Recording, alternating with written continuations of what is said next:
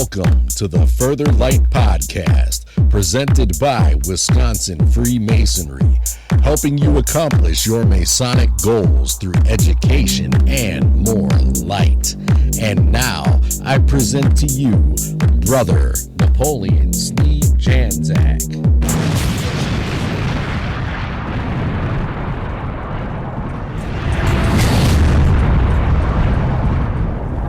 Welcome to the Further Light Podcast. My name is Brother Napoleon Janczak, and I would like you to journey with me into the second of 4 cardinal virtues. Do you have the fortitude to partake in this journey with us today? Indeed. Today, let's explore fortitude. Webster defines fortitude as strength of mind that enables a person to encounter a danger or bear pain or adversity with courage. Fortitude comes from the Latin word fortis, meaning strong. In most cases, we think of it as being strong in mind. In Masonry, fortitude is defined as that noble and steady purpose of the mind whereby we are all enabled to undergo any pain, peril, and danger when prudentially deemed expedient. Often considered as a manly virtue, it is symbolized by armor and a helmet like that of a warrior. If you break down the word fortitude, you come up with fort and attitude. Fort in this case denotes a strong structural foundation, symbolically representing strength. A fort is also a means of shelter and protection. Attitude, as defined, is a settled way of thinking or feeling about someone or something. Therefore, fortitude is in fact a means of protecting one's thoughts and actions without hesitation and with very little contemplation. Even feeling circumspect when encountering a challenge and yet taking the challenge head on.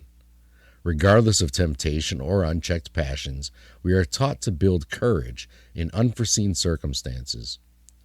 These processes help in our understanding of a calm mind, an attentive ear, and a deeper understanding of one's own temptations.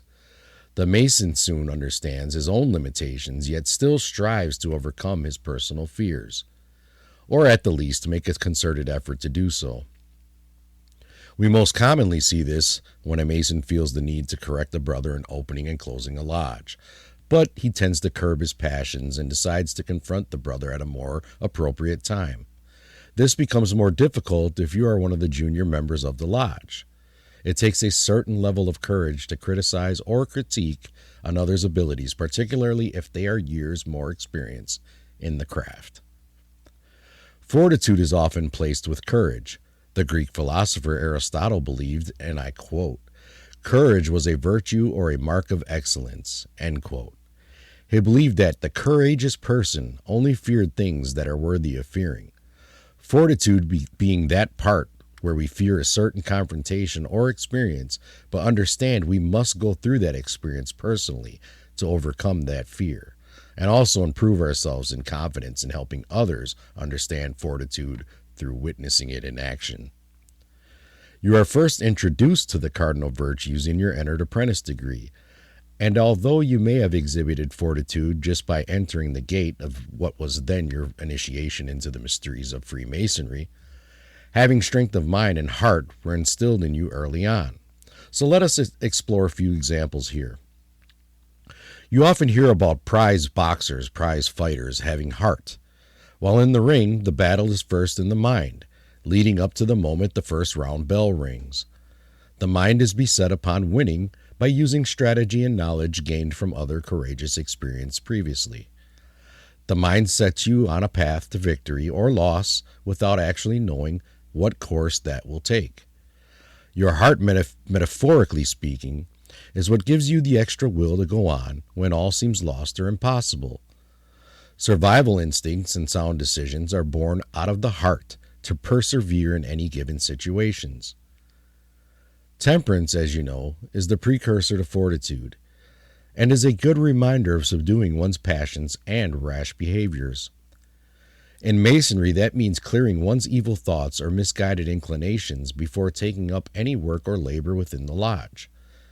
We can show many examples of this, but one famous example comes in the form of the ancient Battle of Thermopylae, where, if you recall, the 300 Spartans took on the army of Persians to protect their homelands.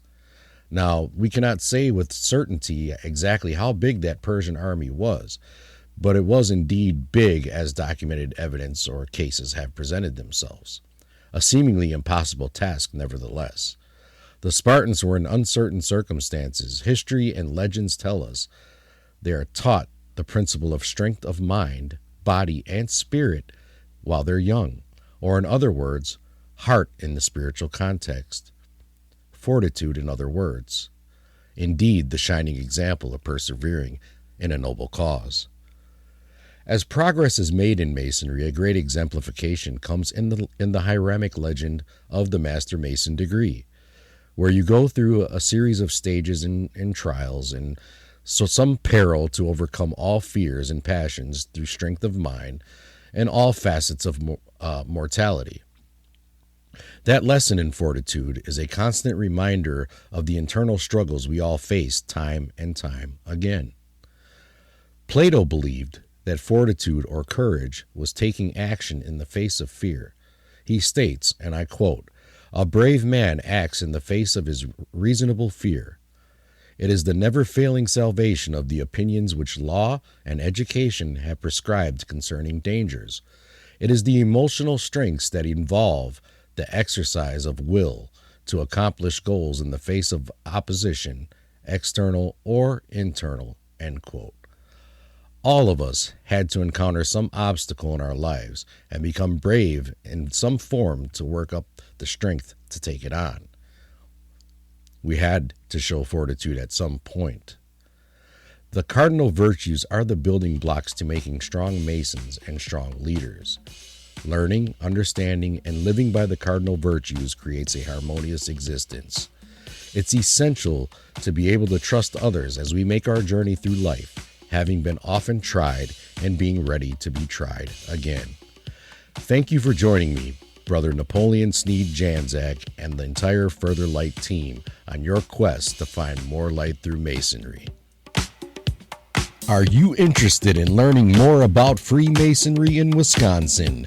Visit wisconsinmasons.org to learn more about Masonry and access further educational content and more light.